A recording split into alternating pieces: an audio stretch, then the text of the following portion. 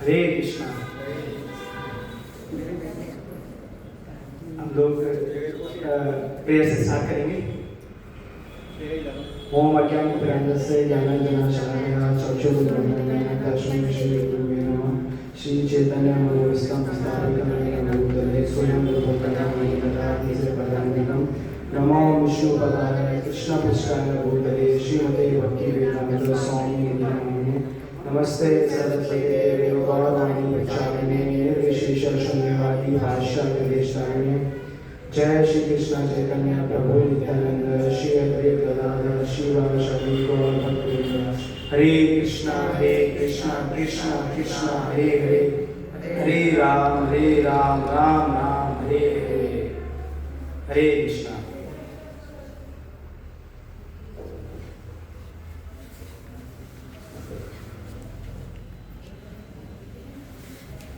हरे कृष्णा। मैं थोड़ा सा क्या कल का सेशन हमारा थोड़ा सा रह गया था, उसको थोड़ा सा समराइज कर देता हूँ, फिर हम लोग आज के सेशन को कंटिन्यू करेंगे ना।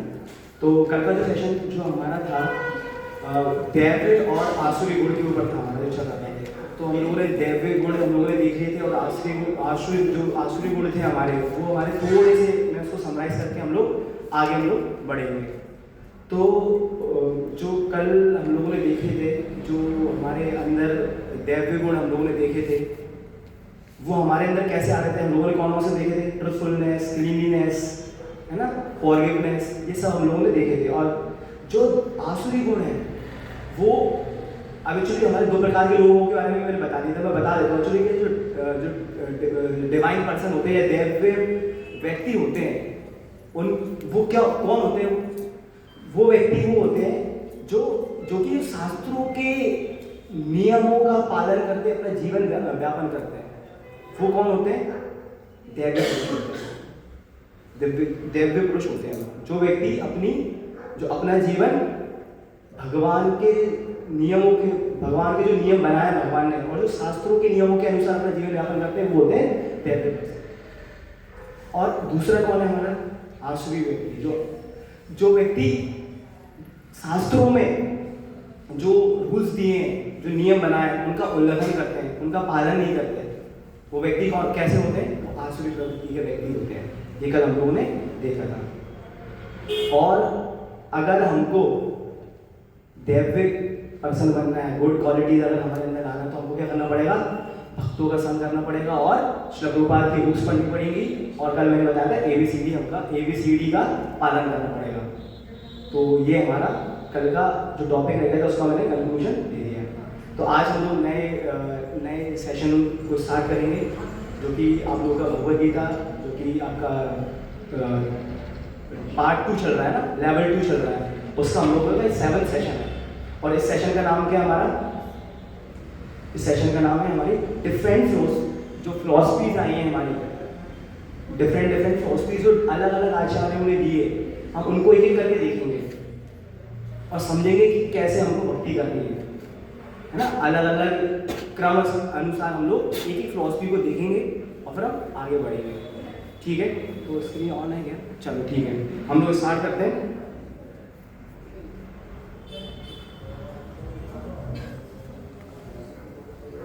इसको कनेक्ट नहीं किया गया, इसको कनेक्ट कर सकते हैं ताकि हम लोग अच्छे से देख पाएँ।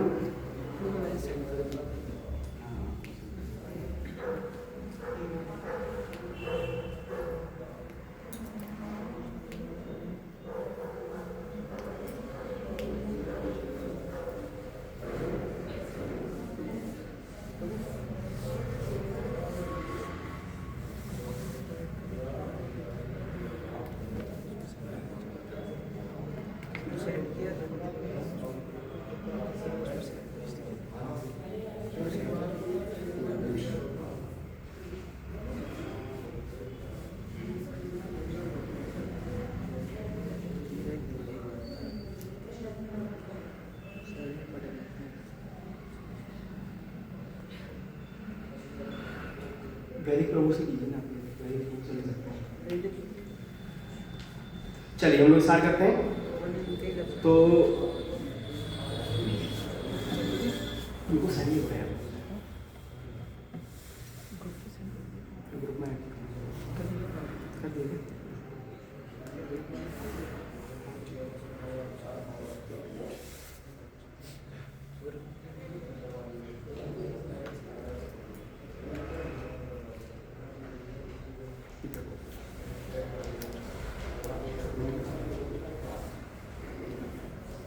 हम लोग स्टार्ट करते हैं।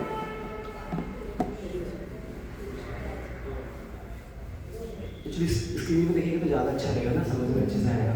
ठीक है, हम लोग आज अलग अलग क्रमिक विकास देखेंगे, दर्शन के क्रमिक विकास और उनके विरोधाभास देखेंगे, जो कि हमारी अलग अलग फिलोसफीज जो अलग अलग आचार्य ने जो दिए, हम उनको डिटेल में देखेंगे पूरा। तो जो पहला हमारा आज का हमारा जो एजेंडा है, जो आज हम जो चीज़ें डिस्कस करेंगे, वो कौन कौन सी फिलोसफी हम डिस्कस करेंगे। शून्यवाद, शून्यवाद कौन ने दिया है? भगवान बुद्ध ने दिया है ना। अद्वैतवाद कौन ने दिया है? श्री आदि शंकराचार्य ने दिया है। विशिष्ट अद्वैतवाद कौन ने दिया है? श्री रामानुजाचार्य ने दिया है। द्वैतवाद कौन ने दिया है? श्री माधवाचार्य ने दिया है। अचिंत अवेदावेद कौन ने दिया है? श्री चैतन्य महाप्रभु ने दिया है। और दर्शन का क्रमिक विकास देखेंगे और विरोधाभास हमें क्यों दिखाई देता है, हम इन सब के बारे में एक एक करके डिटेल में पढ़ेंगे।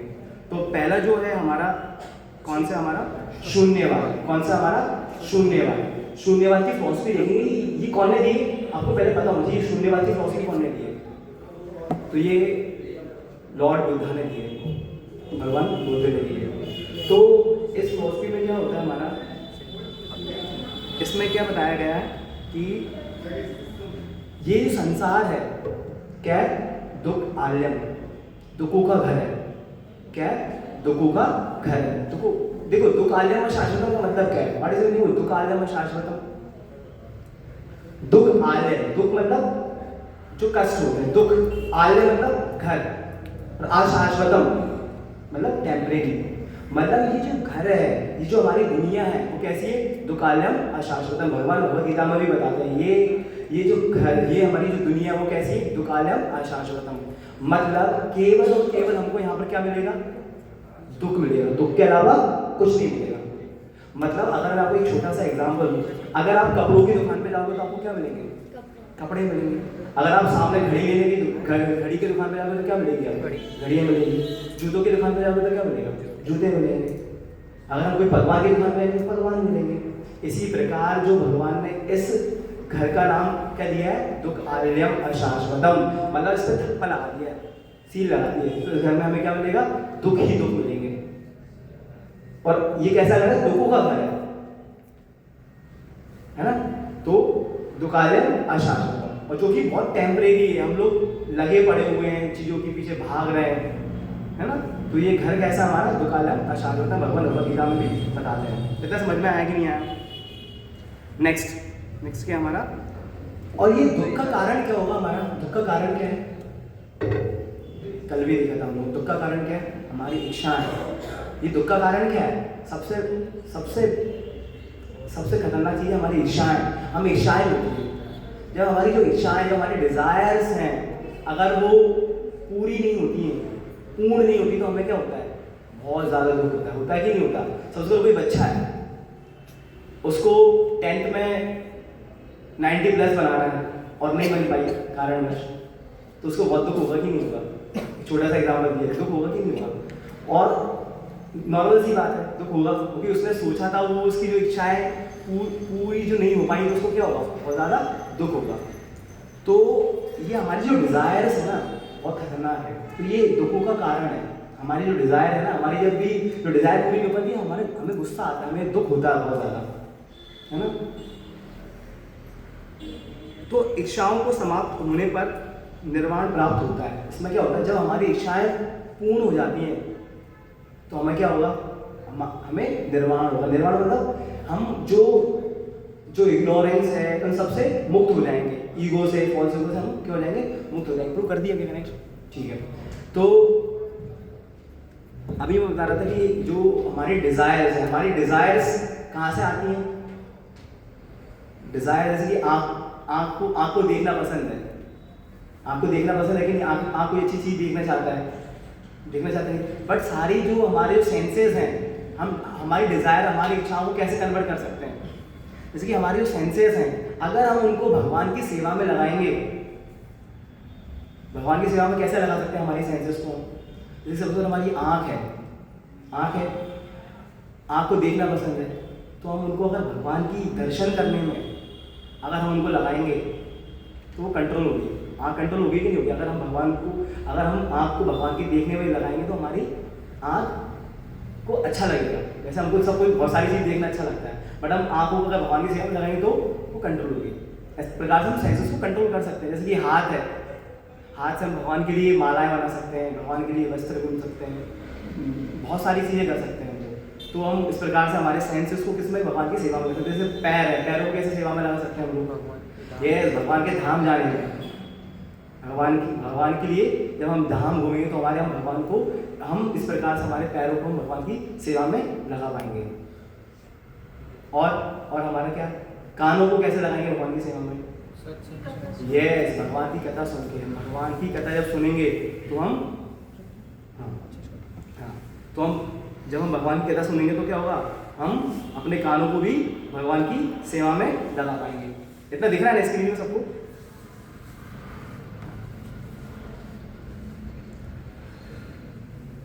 तो जब इच्छाओं के समाप्त होने पर निर्वाण प्राप्त होता है, मैंने बताया ना आपको। ये निर्वाण का अर्थ क्या है? What is the meaning of निर्वाण? स्वयं का पूर्ण लोप, अस्तित्व का अंत हो जाना। मतलब जो हमारी इच्छाएं हैं, डिजायर है, इनको का निर्वाण होता है। ये मतलब अंत हो जाना। ये बताया कौन ने? लॉर्ड बुद्धा ने, इस शून्यवाद फिलॉसफी में। इतना समझ में आया कि नहीं आया आप लोगों को? समझ में आया कि नहीं आया? इन्होंने मतलब मैटर के बारे में बताया हमको, है ना? नेक्स्ट कोई पढ़ेगा क्या आगे? प्रभु आप पढ़ेंगे? भगवान बुद्ध ने मृत्यु के बाद के जीवन पर प्रश्नों को टाल दिया। हाँ, भगवान बुद्ध ने मृत्यु के बाद जीवन के प्रश्नों को टाल दिया। इन्होंने केवल इतना ही बताया कि ये यहीं तक ही जीवन है हमारा। इस प्रभु आगे और मैं पदार्थ से परे किसी विषय पर टिप्पणी नहीं। हाँ, उन्होंने और आगे किसी विषय पर टिप्पणी नहीं दी है ना? नेक्स्ट आगे। पहले दुख से बाहर निकलो। हाँ, यस, पहले हमें दुख से बाहर निकलना पड़ेगा। तो दुख से कैसे बाहर निकलेंगे? दुख से हम कैसे बाहर निकलेंगे? कल ही बता रहे, दुख से हम कैसे बाहर निकलेंगे? हरे कृष्णा कृष्णा कृष्णा हरे हरे, हरे राम राम राम हरे हरे। आगे पढ़ेंगे, पढ़ते जाइएगा ना। मृत्यु के बाद के जीवन पर समय नष्ट मत करो। यस, इन्होंने क्या बताया? मृत्यु के बाद जीवन पर समय नष्ट मत करो। उन्होंने ये भी बताया आगे। और यद्यपि दर्शन भक्ति के विरुद्ध है और फिर भी वे भगवान बुद्ध की पूजा और नाम स्मरण करते हैं। हाँ, जो कि भक्ति के प्रमुख अंग हैं। ठीक है, एक प्रभुपाद ने बहुत अच्छा श्लोक भी बताया है। बहुत अच्छा क्या श्लोक है? सोए पंचाम। ये प्रभुपाद हमेशा कोट करते थे अपने लेक्चर्स में। जब भी प्रभुपाद हमेशा कहीं भी लेक्चर देने जाते थे, प्रभुपाद हमेशा ये श्लोक का कोट करते थे। क्या? सोए पंचाम परो धर्मा यतो भक्ति अदोक्षसे अहेतुकी अप्रतिहता यथात्मा सा प्रसिद्धि। बहुत ज़्यादा इंपॉर्टेंट श्लोक है। पढ़ेंगे इसका तात्पर्य पढ़ेंगे। समस्त मानव जाति के लिए सर्वोच्च धर्म वह है जिसके द्वारा मनुष्य परम प्रभु की प्रेममय भक्ति सेवा प्राप्त कर सके। ऐसी भक्ति सेवा निस्वार्थ और निरंतर होनी चाहिए ताकि आत्म संतुष्टि प्राप्त हो। हाँ, देखो कितना अच्छा बताया है। ये समस्त मानव जाति के लिए सर्वोच्च धर्म वह है जिसके द्वारा मनुष्य परम प्रभु की प्रेममयी भक्ति सेवा प्राप्त कर सके। मेन हमारा अल्टीमेट मोटिव क्या है? हम जहाँ से आए थे वहाँ से भक्ति करके वापस भगवत धाम जा सकेंगे, है ना? और ये ऐसी भक्ति सेवा निरंतर निस्वार्थ और निरंतर होनी चाहिए। कैसी होनी चाहिए? हम एक्चुअली ये भक्ति करते हैं तो हम क्या करते हैं? हम बिजनेस करते हैं, भक्ति नहीं करते। मैक्सिमम टाइम हम लोग लेते हैं, हम क्या करते हैं? बिजनेस करते हैं। भगवान बस मेरे पास ये आ जाए, फिर देखो मैं कैसे भक्ति करता हूँ। भगवान मुझे बस ये चीज़ मिल जाए, फिर देखो मैं मतलब हम डीलिंग्स करते हैं भगवान के साथ, बिजनेस करते हैं, व्यापार करते हैं। हम भक्ति थोड़ी करते हैं, हम तो क्या करते हैं? व्यापार करते हैं। हम लोग भगवान बस मेरे पास ये आ जाए, बस फिर देखो मैं कैसे भक्ति करता हूँ। हमें कैसी भक्ति करनी है? मतलब कुछ भी, हमें कुछ भी इच्छा नहीं होती, केवल प्रेममयी भक्ति की इच्छा करनी चाहिए। हमारे अंदर कैसे डिजायर होनी चाहिए? केवल हम भगवान के भक्तों के संग रहें और हमेशा भगवान का स्मरण करते रहें। हमें ये हमारी ये डिजायर, हमारी इच्छा होनी चाहिए। नेक्स्ट, इससे क्या होगा हमारा, ताकि आत्मसंतुष्टि प्राप्त हो सके। हमें क्या होगा, इससे हमें आत्मसंतुष्टि प्राप्त हो सके। नेक्स्ट फिलॉसफी हमारी क्या, अद्वैतवाद की फिलॉसफी है ना, क्योंकि कौन ने दी थी, हमारी श्री शंकराचार्य ने दी है। अब हमारी बुद्धि की समझ में आ गई ना लॉर्ड बुद्धा ने क्या बताया हम लोगों को, है ना, उसको थोड़ा वो समझ में आएगा नहीं है। हम एट द एंड लास्ट में कंक्लूजन में भी निकालेंगे सारा कंक्लूजन क्या निकलता है हमारा। नेक्स्ट हमारी कौन सी है, अद्वैतवाद। यस, अद्वैतवाद की फिलॉसफी है हमारी। ये सिद्धांत किसने दिया हमारा, आदि शंकराचार्य। यस, आदि शंकराचार्य ने दिया। इसमें क्या बताया गया है, श्री आदि शंकराचार्य ने आत्मा की अवधारणा दी है। किसकी दी है, इसमें अब उसमें पहले मैटर के बारे में बताया उन्होंने, अब किसके बारे में बता रहे हैं, आदि शंकराचार्य आत्मा के बारे में बता रहे हैं। कल ही बताया था मैंने, आत्मा हमारा क्या है, आत्मा क्या है, आत्मा का स्वरूप क्या है, यस, जीव स्वरूप वही कृष्ण नित्यदास। आत्मा का स्वरूप क्या है, भगवान का नित्यदास। केवल एक ही सत्य है, ब्रह्म, शेष माया है, नित्य है। कल बताया था मैंने माया भी क्या हमारा। इन्होंने क्या दिया है, केवल आत्मा ब्रह्म जो है उनके उसके बारे में बताया है। और आत्मा आपको पता है, आत्मा का क्या क्या गुण है, जीव स्वरूप कृष्ण नित्यदास। और मिथ्या क्या है हमारी, बाकी सब क्या है, बाकी सब मिथ्या है। मिथ्या मतलब क्या है, जो नहीं है। कल भी मैंने बताया था, जो माया का मतलब ही क्या होता है, माया का मतलब क्या है, जो नहीं है ना, माया का मतलब क्या है, जो नहीं है ना। कल भी मैंने आपको एक उदाहरण दिया था, हम लोग रेगिस्तान में भागते हैं और मतलब जाते हैं तो हमको क्या दिखता है, हमारा दिखता है, ऐसा लगता है कि पानी है, बट हम जब पास में पहुंचते हैं तो वो पानी नहीं होता, वो ही मिथ्या है, यही माया है। एक्चुअली है क्या, कृष्ण है सूर्य समा, माया है अंधकार। जहाँ कृष्ण वहाँ नहीं माया अधिकार। कृष्ण कैसे है, कृष्ण है सूर्य समा और माया क्या है, अंधकार। जहाँ जहाँ कृष्ण है वहाँ नहीं माया अधिकार, है ना। तो जहाँ जहाँ भगवान है वहाँ माया नहीं है। समझा रहा नहीं, सिंपल समझ सकते हैं। जहाँ कृष्ण की, जहाँ भगवान उपस्थित है वहाँ माया का कोई अधिकार नहीं है। ठीक है, आगे देखेंगे। जीव और भगवान एक ही है। इन्होंने एक चीज होता है, जीव और भगवान एक ही है। इन्होंने ये वाली फिलॉसफी भी दी है ना, जीव और भगवान एक ही है।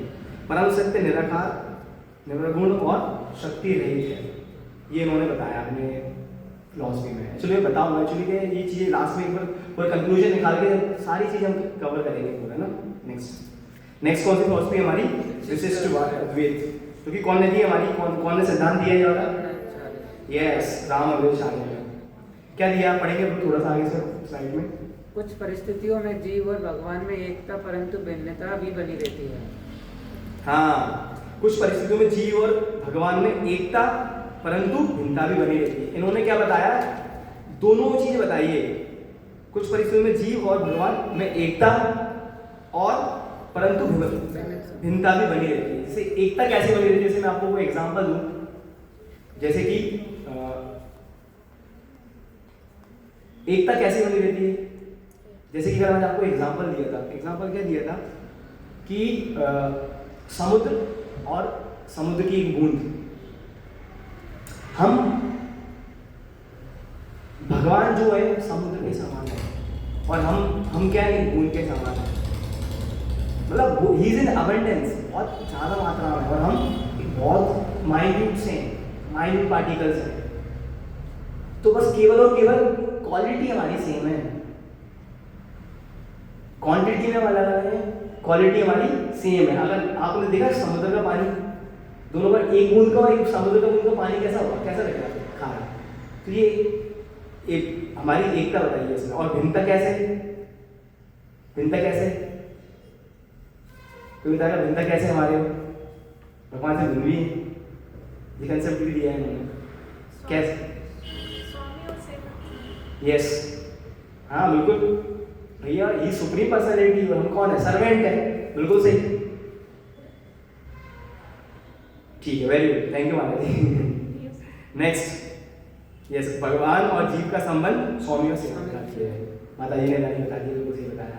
भगवान सुप्रीम पर्सनैलिटी और हम कौन है, सर्वेंट, और हमारा मेन उद्देश्य क्या है, भगवान की सेवा करना। भगवान की सेवा हम कैसे कर सकते हैं, भगवान का नाम लेके, भगवान का नाम लेके हम भगवान की सेवा कर सकते हैं। नेक्स्ट, यस, द्वैत। द्वैत का मतलब क्या होता है, बताया द्वैत, द्वैत मतलब दो, इन्होंने कौन से दो तत्व बताए? इन्होंने दो तत्व बताए। कौन कौन से तत्व बताए? एक तो परमेश्वर का और दूसरा आश्रित जीव का। मतलब इन्होंने भी परमेश्वर और जीव का के बारे में बताया है ना। इसमें क्या बताया? भगवान पूर्णतः स्वतंत्र हैं, जीव भगवान के समान कभी नहीं हो सकता। इन्होंने भी पूरी ये वाली फिलॉसफी बताई है। मतलब सिंपल चीजें बता रहा हूँ आपको ताकि समझ में आ जाए ना, है ना। तो भगवान कैसे हैं? अब देखो इन्होंने भी दो चीजों के बारे में, परमेश्वर के बारे में बताया और आश्रित जीव के बारे में बताया। हम कौन है? आश्रित जीव है, भगवान पे डिपेंडेंट है। भगवान कैसे हैं? इंडिपेंडेंट है, स्वतंत्र है। वो पूर्ण रूप से स्वतंत्र है, पर हम पूर्ण रूप से उन पर आश्रित हैं। हर चीज पर आश्रित है कि नहीं है? जैसे कि छोटा बच्चा है, छोटा बच्चा अगर कहीं खो गया है तो आप उसको कुछ भी दोगे तो वो खुश नहीं होगा, नहीं होगा कि नहीं होगा। जैसे कि सपोज करो एक बच्चा मॉल में खो गया है, आप उसको आइसक्रीम ला के दे रहे हो तो कुछ देर तक तो उसको खाएगा, कुछ देर के लिए चुप हो जाएगा।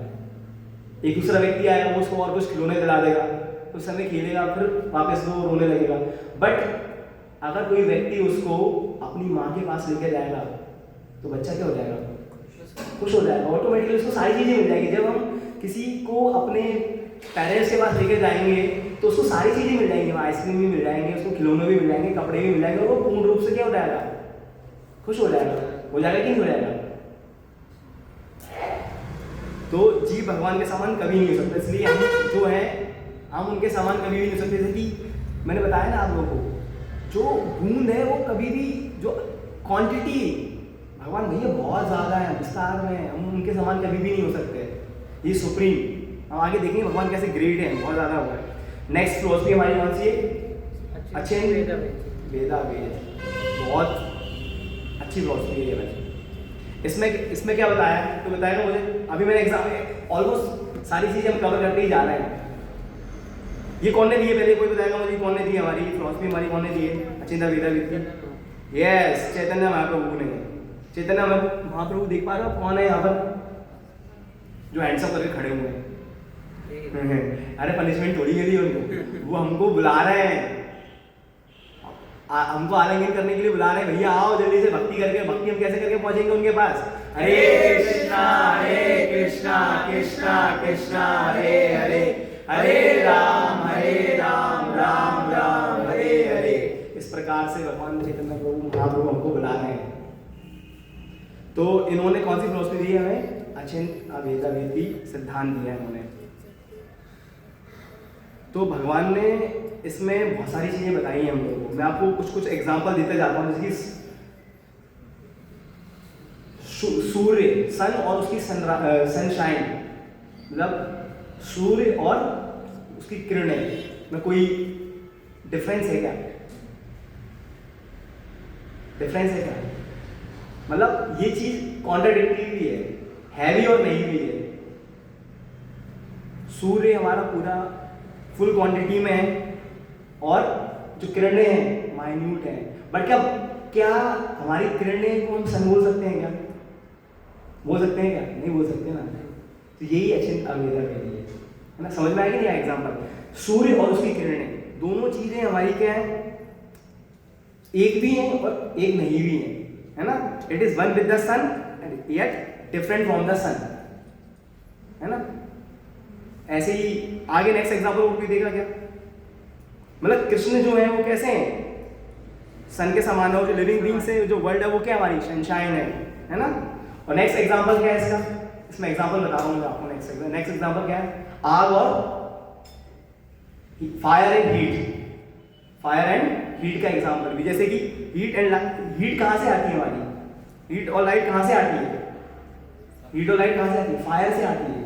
हीट और लाइट कहाँ से आती है? आग से आती है। ये दोनों को कोई सेपरेट कर सकता है क्या? आग को, मतलब जो लाइट और उसकी हीट है उसको कोई सेपरेट कर सकता है क्या?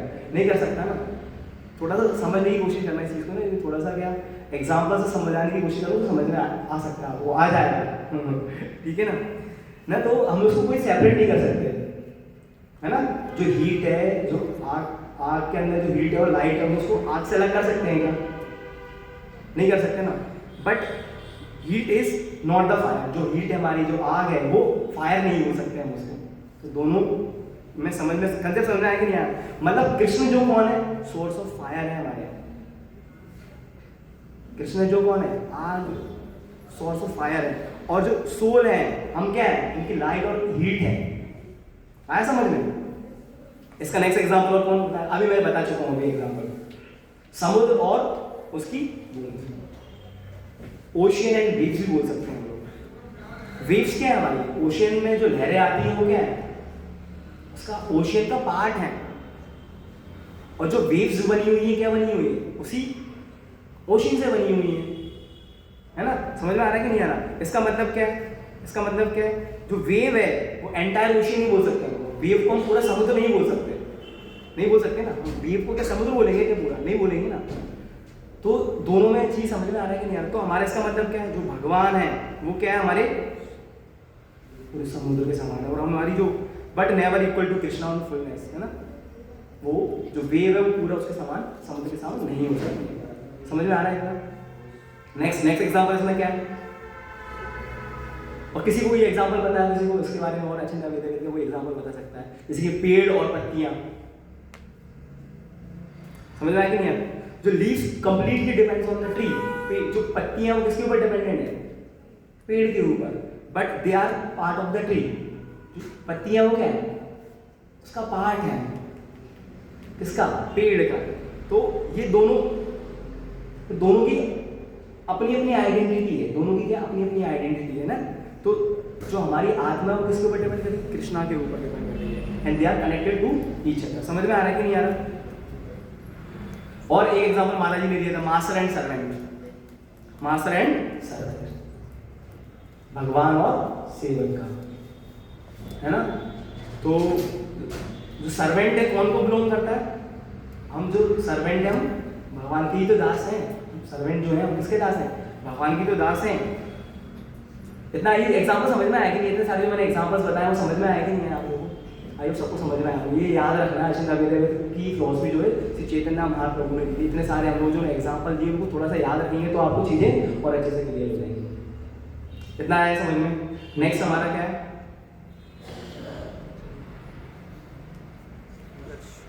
दर्शन संक्षेप में। यस पढ़िए प्रभु। हमने सभी दर्शनों का पक्षी दृष्टि ओवरव्यू लिया है। उद्देश्य विभिन्न दर्शनों को स्वीकार करना। एक सत्य होते हुए भी अनेक दर्शन क्यों, विरोधाभास क्यों देखते हैं। नेक्स्ट अब देखो, हाँ पढ़िए आगे। सांख्य द्वारा विश्लेषण। हाँ, अब हम कुछ चीजें सांख्य द्वारा हम कुछ चीजों को देखेंगे। जैसे कि आप इधर देख रहे हैं, हमारे 23 भौतिक प्रकृति के तत्व हैं, 23 प्रकृति के हमारे क्या ये तत्व हैं। ये तत्व कौन कौन से हैं इनको हम थोड़ा डिटेल में देखेंगे ना। हम बिल्कुल एकदम देखेंगे कि ये तत्व है क्या हमारे, है ना। तो जो तत्व जो हैं हमारे, जो 23 भौतिक तत्व है वो हमारे 5 महाभूत, इसमें 5 महाभूत हैं, 5 ज्ञानेंद्रिय हैं, 5 कर्मेंद्रिय हैं, 5 विषय हैं और 3 हमारे जो लास्ट में मन, बुद्धि और अहंकार है। तो हमारी 5 महाभूत कौन कौन सी हैं आप सबको पता है, जिससे हमारा शरीर बना है। क्या है? यस वेरी गुड, बिल्कुल सही बताया। क्या है हमारे? पृथ्वी, जल, वायु, अग्नि, आकाश, हो गए 5। हमारा शरीर इन्हीं से मिला है, इन्हीं से बना है। नेक्स्ट 5 ज्ञानेंद्रिय। ज्ञानेंद्रिय का मतलब क्या है? यस, जिससे हम ज्ञान लेते हैं। तो 5 हमारे सेंसेस कौन कौन से जिससे हम ज्ञान लेते हैं? कान, वेरी गुड, नाक, आंख, स्किन, त्वचा, वेरी गुड, और जीवा। तो ये हमारे क्या है? 5 ज्ञानेंद्रिय हैं जिससे हम नॉलेज एक्वायर करते हैं। क्या करते हैं? नॉलेज एक्वायर करते हैं। थोड़ा समझने की कोशिश करना है ना। तो कान से हम मेनली क्या करते हैं? सुनने का काम करते हैं। त्वचा से हमारा स्पर्श, है ना। नेक्स्ट आंखें, देखना, बिल्कुल। जीवा स्वाद के लिए होती है हमारी। नाक हम सुगंध लेने के लिए होती है। नेक्स्ट हमारे क्या? 5 कर्मेंद्रिय। 5 कर्मेंद्रिय मतलब वर्किंग सेंसेस। हमारे 5 वर्किंग सेंसेस कौन कौन से हैं? वाक, पानी, पाद, वायु और वस्त्र। ये हमारे 5 कर्मेंद्रिय, वर्किंग सेंसेस में। और 5 हमारे सेंस ऑब्जेक्ट कौन कौन से हैं? यस, शब्द, स्पर्श, रूप, रस और गंध, sound, touch, form, taste and smell, ये हमारे 5 सेंस ऑब्जेक्ट्स हैं। और 3 हमारे लास्ट में जो क्या बचे? चित्त भी तो आएगा। हाँ, वो लास्ट में है ना। मन बुद्धि चित्त अहंकार, ये 4 भी तो भौतिक, चित्त भी तो भौतिक। हाँ, हम समझे, मन, बुद्धि, अहंकार। मन बुद्धि चित्त और आएगा, 24 तक होते हैं शायद। अभी आगे हम चल रहे हैं, जस्ट वेट करो, अभी आगे चल रहे हैं। तो एक्चुअली ये 23 अंक के यहाँ पर समझ में आएगा नहीं, हम आगे बढ़ ही रहे हैं, उसी में पढ़ रहे हैं ना। तो माइंड, बुद्धि, माइंड, इंटेलिजेंस एंड फॉल्स इगो, ये भी हमारे क्या है? 3 और। तो सब मिला के कितने हो गए? 5 5 5 20 और ये 3 23। नेक्स्ट हमारे कौन से आगे देखेंगे। अब इसके अतिरिक्त और कोई भी, जैसे प्रभु जी बता रहे थे, इसके अतिरिक्त और कोई भी है कि? हाँ बिल्कुल है, पढ़िए प्रभु आगे। आधुनिक विज्ञान भी एक प्रकार का सांख्य है। हाँ, आधुनिक विज्ञान भी एक प्रकार का सांख्य है। जब सारे भौतिक तत्व समाप्त हो जाते हैं तो कहा जाता है और कुछ नहीं। भगवान बुद्ध ने भी यही कहा। हाँ, भगवान बुद्ध ने भी यही कहा है ना। तो और आगे देखेंगे, और आगे पढ़िए। आधुनिक विज्ञान भी एक प्रकार का सांख्य है। जब सारे भौतिक तत्व समाप्त हो जाते हैं तो कहा कुछ और भी नहीं। भगवान बुद्ध ने भी ये अच्छा हो गया हाँ, आगे मूलतः हाँ, पर कुछ भिन्नता भी है। इससे 25वां तत्व भगवान सामने आता है। श्री रामाचार्य ने भगवान का अस्तित्व बताया। हाँ देखो, 23 तो हमारे क्या हुए थे? मेरा ये कहना है, आपने भौतिक तत्व बताया, 24 भौतिक तत्व में एक मैथ, 25 तत्व हो जाएगा। नहीं, टोटल 25 है। देखो 25 में क्या आ जाएगा? हमारी आत्मा आ जाएगी।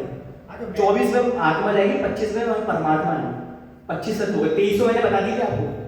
माइंड, इंटेलिजेंस एंड माइंड, कौन होता है? माइंड, इंटेलिजेंस, फॉल्स इगो, ये हमारे 23 हो गए थे। सबको 5 तो वो गए थे, 5 10 15 20 और 3 वो 23 और एक 24 में क्या आएगी? हमारी आत्मा।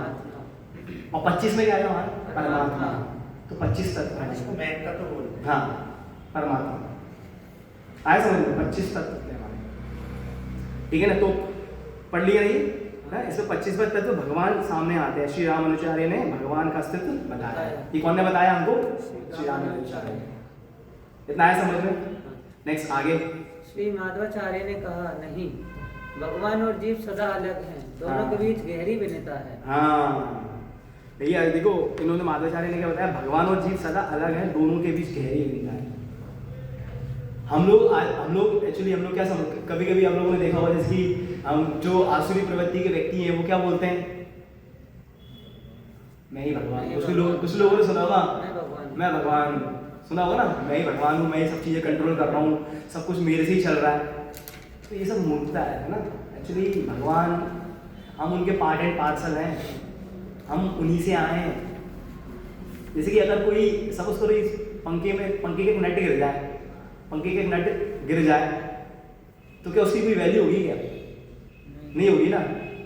तो अगर हम भगवान से अलग हो जाएं तो हमारी भी कोई वैल्यू नहीं होगी, हमारी भी कोई वैल्यू नहीं होगी। जब तक हम भगवान से कनेक्ट है ना, तब तक हमारी वैल्यू है, तो हमारी भी कोई वैल्यू नहीं है ना। तो हमको ये अंतर हमको समझ में आना चाहिए कि भैया Krishna is the supreme personality of Godhead, we are part and parcel of the supreme. और हमारा मेन उद्देश्य क्या है? यस, हमारा मेन उद्देश्य भगवान की सेवा कर रहा हूँ, भगवत धाम वापस जाना। और वो हम कैसे जा सकते हैं? हरे कृष्णा कृष्णा कृष्णा हरे हरे, हरे राम राम राम हरे हरे। एक ही उपाय है, बस एक ही उपाय है, और कोई मंत्र नहीं है इसके अलावा। एक ही है ना। कल ही संतरोपनिषद में जो है ब्रह्मा जी को बता रहे हैं, मतलब बताया है उसमें, क्या बताया है? उसमें बताया कि इस कलयुग में केवल एक ही मंत्र है ये, जो कि हमको भगवत धाम वापस लेके जा सकता है। इसके अलावा कोई उपाय नहीं है हमको, है ना। तो बहुत सारे लोग बोलते भी कि प्रभु हम ये वाला मंत्र कर ले क्या, हम राधे राधे कर ले क्या, बट जो ये मंत्र बताया ना सबसे सर्वश्रेष्ठ है। तो इसको हमको निरंतर जप करना है। और जब कैसे कर पाएंगे? हम जब तक हम भक्त लोगों की संगति में रहेंगे। बिना भक्तों की संगति के बिना हम नहीं कर सकते, हम भक्ति ही नहीं कर सकते। क्योंकि भक्त लोग क्या करते हैं? हमें याद दिलाते हैं, भक्त भक्त लोग इतने कृपालु होते हैं, उनकी कृपा के बिना हम भक्ति भी नहीं कर सकते। तो हमें ये निरंतर जप करते रहना है और हमें भगवान के जहाँ से आया हम वापस जाना है। नेक्स्ट आगे। श्री चैतन्य महाप्रभु, जीव और भगवान सदा भिन्न हैं, गुण में समान, मात्रा में भिन्न, भगवान की शक्तियाँ अचिंत्य। हाँ, ये हम लोग देख चुके हैं, पहले देखते हैं। चैतन्य महाप्रभु ने पहले ही बता दिया, जीव और भगवान सदा भिन्न है ना, भिन्न है। और गुण में हम समान है, मतलब हमने गुण देख लिया ना। देखो जो कल क्वालिटीज हम लोगों ने देखी थी ना, जो कल क्वालिटीज देखी थी ना, हम लोगों ने देखे थे, ट्रूथफुलनेस देखा था, फॉरगिवनेस देखा था, है ना।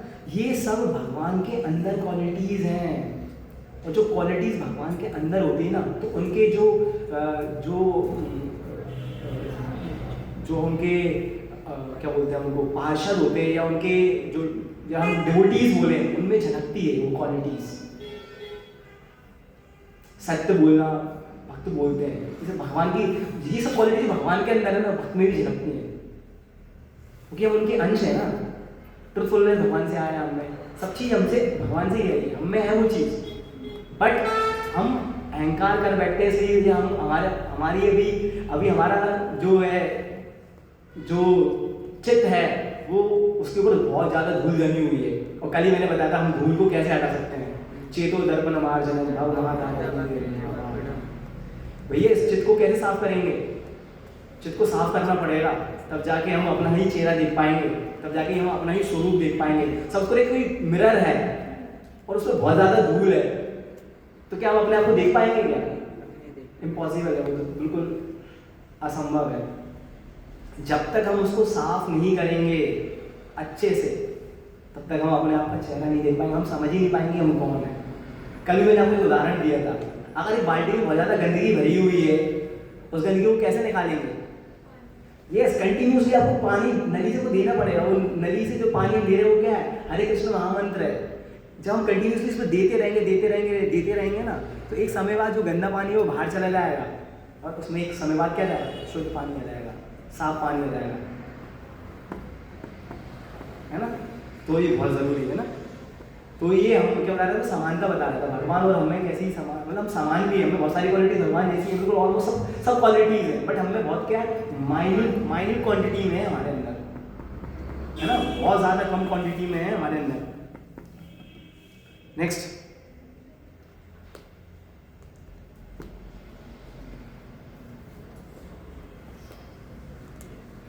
हाँ पढ़ेंगे ब्रुआ। दर्शन का क्रमिक विकास। हाँ, ये हम लोगों ने विकास देख चुके हैं, थोड़ा सा इसको समराइज करेंगे हम लोग, है ना। भगवान बुद्ध के समय वेदों को पूरी तरह गलत समझा जा रहा था और उनका दुरुपयोग किया जा रहा था। हाँ। तब भगवान बुद्ध ने कहा, मैं वेदों को स्वीकार नहीं करता, पहले एक अच्छा और करुणामय मनुष्य बनो। हाँ, ये कौन ने बताया था? भगवान बुद्ध ने। भगवान बुद्ध ने बताया था हम लोग पहले क्या बनना है हमको, वेदों को स्वीकार नहीं करता, पहले एक अच्छा और करुणामय मनुष्य बनो। तो ये बुद्ध ने बताया। नेक्स्ट आगे, श्री आदर्श शंकराचार्य ने आत्म तत्व की अवधारणा प्रस्तुत की, हाँ। लेकिन उसे बहुत ही अमूर्त एब्स्ट्रैक्ट रूप में समझाया। हाँ, बहुत एब्स्ट्रैक्ट रूप में समझाया उसको, है ना। और आगे और डिटेलिंग आती जा रही है ना। पहले जैसे कि देखो, आपको छोटा सा कोई एग्जांपल दूं, जैसे कि एक बच्चा है, वो स्कूल जाता है पढ़ने जाता है, तो स्टार्टिंग में हम जैसे मैथ्स पढ़ाते हैं उसको, अगर हम उसको छोटे सी क्लास में तो ये बता देंगे 3 - 5, क्या वो कर पाएगा? क्या ये 3 छोटा नंबर है, 5 बड़ा नंबर, ये कैसे हो सकता है? वो तो क्या वो समझ पाएगा उस चीज़ को? नहीं समझ पाएगा ना, समझ पाएगा, इम्पॉसिबल है उसके लिए। वो क्या बोलेंगे, टीचर ही गलत है, उसको आता ही नहीं। भैया उसने तो ऐसे सीखा, 5 में से अगर 3 माइनस करेंगे तो 2 बचेगा, उसने यही सीखा है ना, उसने ऐसे सीखा है। भैया एक पेड़ में 5 पक्षी बैठे, 3 उड़ गए तो 2 बचे, उसने इस तरीके से सीखा है। क्या वो टीचर गलत है? क्या जो पढ़ा रहा है वो टीचर गलत है? नहीं, टीचर भी गलत है। वो स्तर अभी उसका बड़ा नहीं है, ये सीखेगा जब वो ही बच्चा आगे हायर क्लासेस में जाएगा और उसको जब मैथ्स टीचर पढ़ाएगा 3 - 5 कितना होता है, तो बच्चा बोलता है सर -2 होता है। बच्चा भी वही है, टीचर भी वही है, टीचर के गलत पढ़ा देंगे। तो इसी प्रकार जो हमारी फिलॉसफीज आई ना, सबने अलग अलग अपनी उन्होंने जो अंश पढ़े, वेदों के जो अंश पढ़े, उसके हिसाब से अपनी अपनी टिप्पणियाँ देते गए और एट द एंड हम लोग चीज़ों पे निकलते आ रहे हैं, है ना।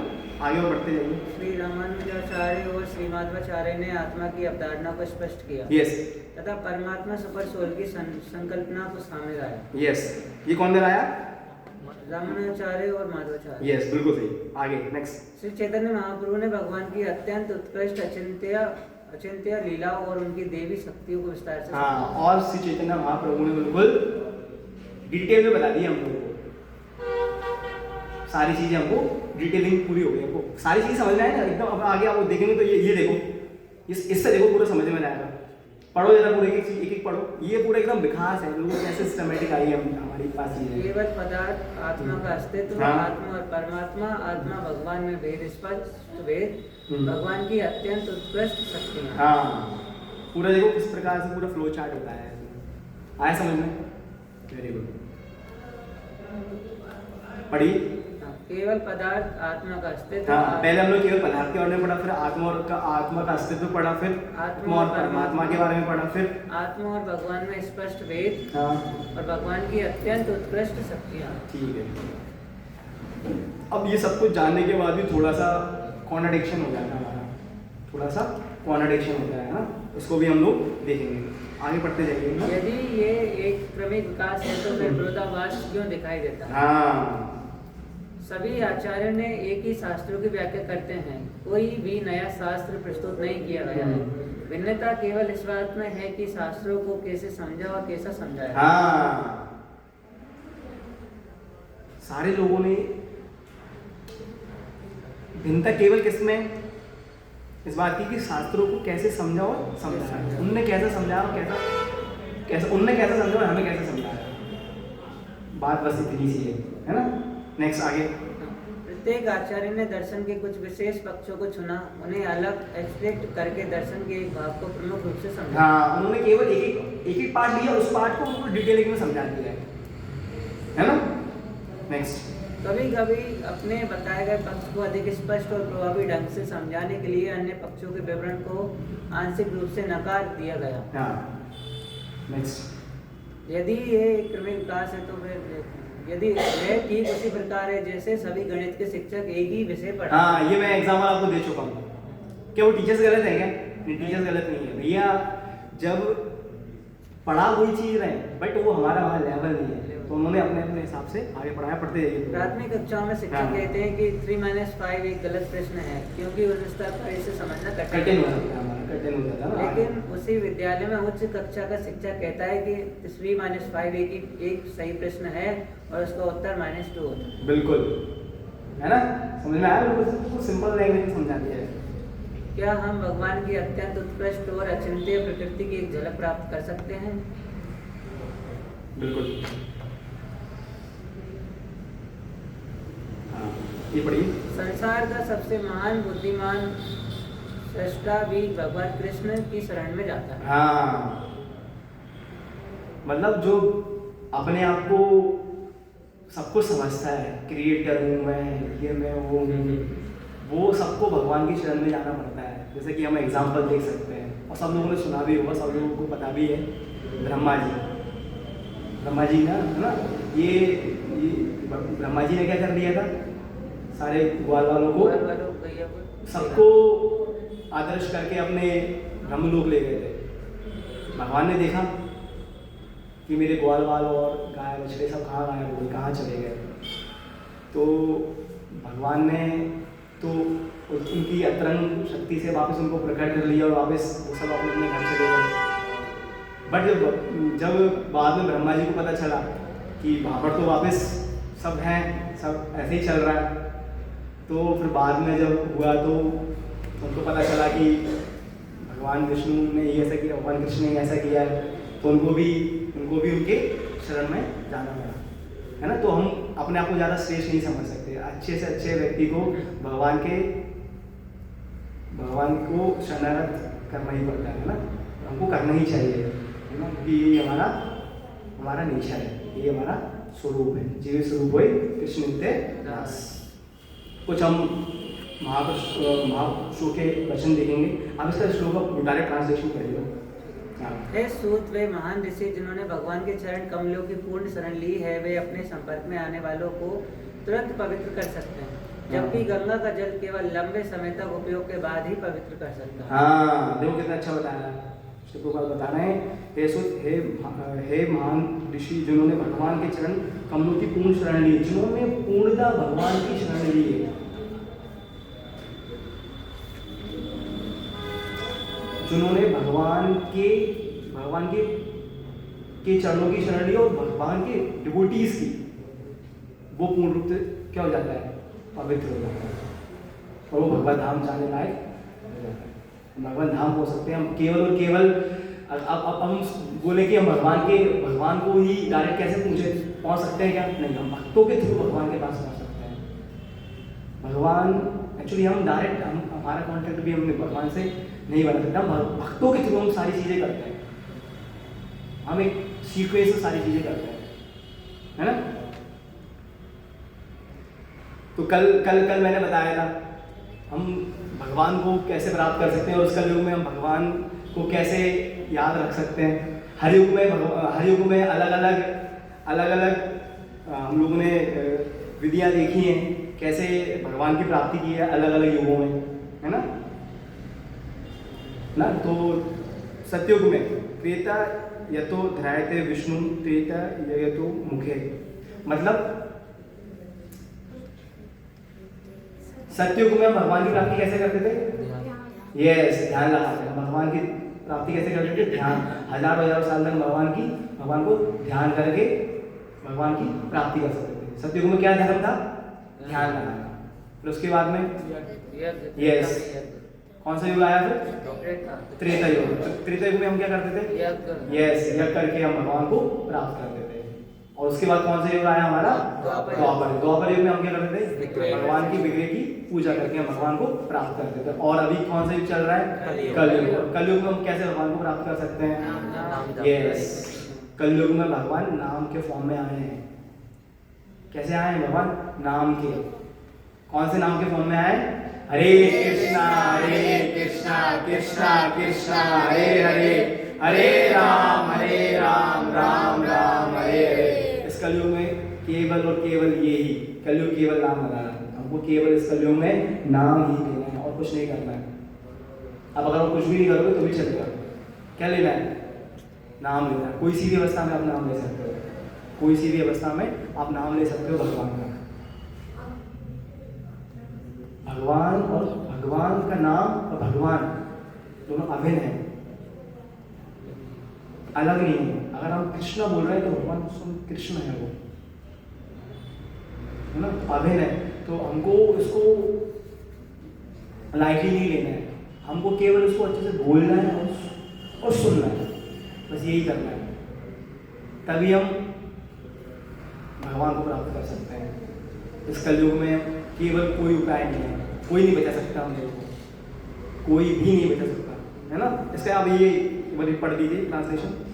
जो फल सतयुग में भगवान विष्णु का ध्यान करने से, त्रेता में यज्ञ करने से तथा द्वापर युग में भगवान के चरण कमलों की सेवा करने से प्राप्त होता है, था वही कलयुग में केवल हरे कृष्ण महामंत्र के जप से प्राप्त किया जाता है। यस, इस कलयुग में केवल भगवान का नाम जप करके ही हम भगवान को प्राप्त कर सकते हैं।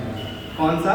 ये आपको मैंने बता दिया है। Hare Krishna Krishna Krishna Hare Hare, Hare Ram Ram Ram Hare Hare, Hare Krishna. Thank you so much. Srila Prabhupada की जय।